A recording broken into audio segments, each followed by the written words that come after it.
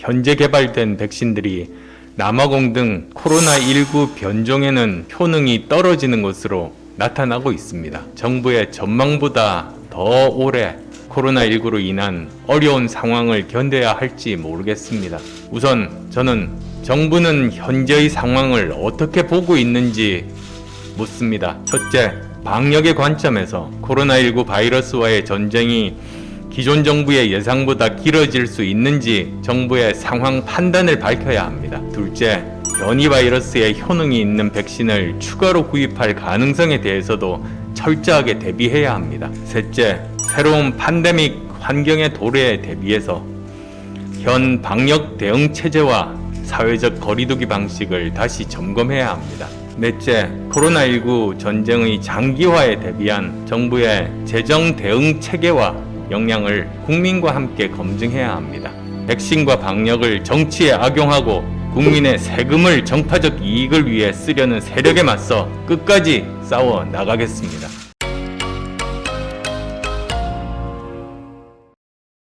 흔히들 정치인은 희망을 파는 상인이라고 합니다. 저 역시 정치인의 한 사람으로서 국민들께 희망과 용기를 드리는 것이 제 역할이라고 생각합니다.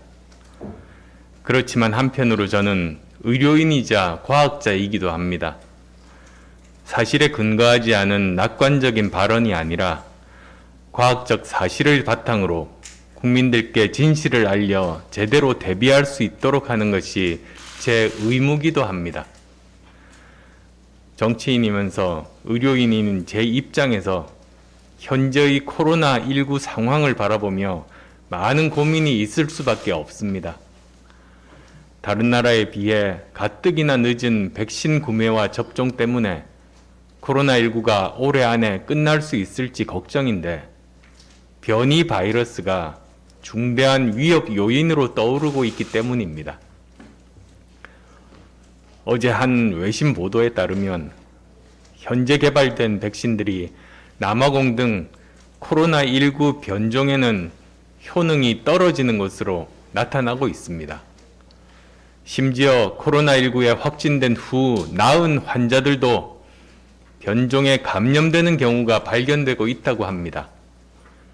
그리고 백신을 더 무력화시키는 새로운 변종들의 출현 가능성을 경고하고 있습니다.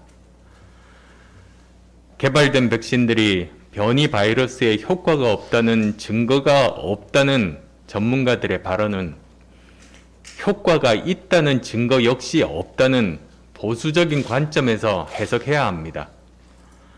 따라서 전문가들은 이전에는 전 인구의 60-70% 정도만 항체를 가지고 있다면 집단 면역이 형성될 것으로 생각했지만 이제는 80에서 85%가 필요할 것이라고 합니다. 기존 백신이 방어하지 못하는 새로운 변종에 대해서는 계속 기존 백신을 업데이트하거나 새로운 백신을 개발해야 할 필요성도 커졌습니다.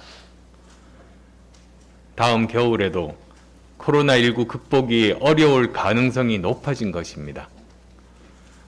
우리의 기대보다 정부의 전망보다 더 오래 코로나19로 인한 어려운 상황을 견뎌야 할지 모르겠습니다. 그래서 지금부터가 정말 중요합니다. 정치권과 정부는 항상 만약을 대비해서 준비하고 대응해야 합니다. 국민은 마음의 준비를 더 철저히 해야 합니다. 그야말로 총체적으로 장기전을 예상하고 대비해야 합니다. 훈련용 임시 진지가 아니라 튼튼한 콘크리트 방어 진지를 구축하여 대비해야 할 때입니다. 우선 저는 정부는 현재의 상황을 어떻게 보고 있는지 묻습니다. 첫째, 방역의 관점에서 코로나19 바이러스와의 전쟁이 기존 정부의 예상보다 길어질 수 있는지 정부의 상황 판단을 밝혀야 합니다. 백신의 접종 시점에 따른 집단 면역 형성 시점을 언제로 예상하고 있는지, 변이 바이러스가 통제되지 못할 경우 어떤 상황이 올 수 있는지, 집단 면역 형성 시점이 올 하반기가 아닌 내년으로 넘어갈 수도 있다는 전제하에 방역 스케줄을 재조정할 필요성이 있는지에 대해서 설명해야 합니다. 장밋빛 시나리오 대신 우리가 처한 현실과 과학적 사실에 기반한 현실적인 계획을 발표하고 국민적 이해를 구해야 합니다. 둘째, 변이 바이러스에 효능이 있는 백신을 추가로 구입할 가능성에 대해서도 철저하게 대비해야 합니다. 지금 개발된 백신 중에 어떤 것이 얼마나 신종 변이 바이러스에 효과적일지 아직 제대로 알지 못하고 있습니다. 기존 백신을 충분히 확보하고 연구와 임상 결과에 따라 변이 바이러스의 가장 효과적인 백신을 추가로 확보할 수 있도록 지금부터라도 백신 회사들과 추가 협상에 들어가야 합니다. 필요하다면 변이 바이러스의 효과적인 업데이트 백신 개발 단계부터 참여해서 선제적으로 물량을 확보해야 할 겁니다. 또다시 백신 확보의 결정적인 순간을 놓쳐서 많은 국민들을 위험에 빠뜨리는 일 반복해서는 안 됩니다. 셋째, 새로운 팬데믹 환경의 도래에 대비해서 현 방역 대응 체제와 사회적 거리두기 방식을 다시 점검해야 합니다. 작년처럼 조금 상황이 나아지면 있던 병상도 줄이는 식의 근시안적 정책은 안 됩니다.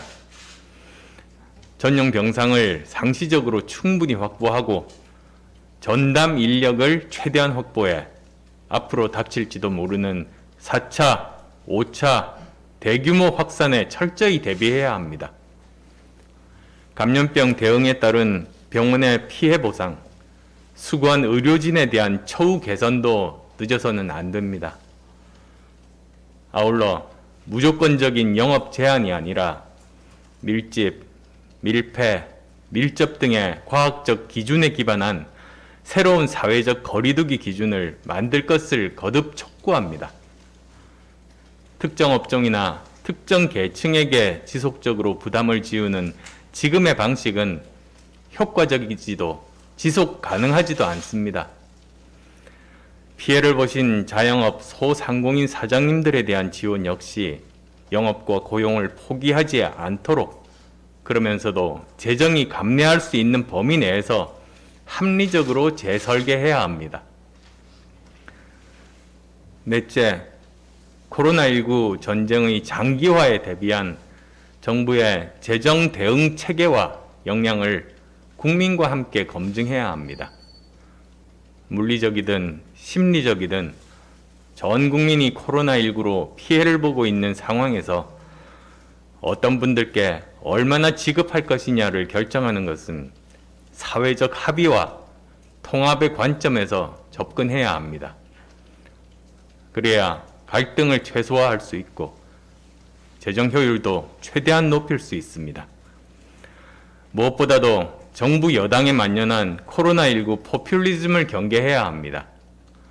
지금처럼 선거라는 정치적 목적으로 전 국민 재난지원금을 지급하려고 대규모 국채를 발행하고 재정을 낭비한다면 코로나19 장기화 상황에서 우리 대한민국은 오래 버티지 못합니다. 이제는 장기적인 국가재정 대응 전략을 수립해야 합니다. 이 문제 해결을 위해 정당, 정부, 기업, 시민사회, 피해계층 대표들이 함께 국론을 모으기 위한 가칭 지속 가능한 코로나19 대응을 위한 공론위원회를 국회에 설치할 것을 거듭 제안합니다. 정파적 유불리 관점에서 벗어나 국가적 재난 해결이 먼저라는 정치권의 인식과 자세가 중요합니다. 코로나19를 빙자하여 국민 세금을 선거에 이용하려는 자들이 있다면 그들은 모두 국민의 적, 공공의 적입니다. 정부는 가장 정확한 최신의 정보를 갖고 있습니다. 코로나19 극복이 예상보다 더 늦어질 수 있다면 지금부터 정부도 대응 태세를 재정비하고 국민도 미리 대처할 수 있도록 정부는 솔직해야 합니다. 그래야 정부 방역 대책도 지속 가능할 수 있습니다. 선진국들 중에서 코로나19 방역에 대해 솔직하지 않은 나라는 없습니다. 저와 국민의당은 코로나19 상황의 진실을 제대로 파악해서 알리고 지속 가능한 합리적 대안을 찾는 일을 멈추지 않겠습니다. 무엇보다 백신과 방역을 정치에 악용하고 국민의 세금을 정파적 이익을 위해 쓰려는 세력에 맞서 끝까지 싸워 나가겠습니다.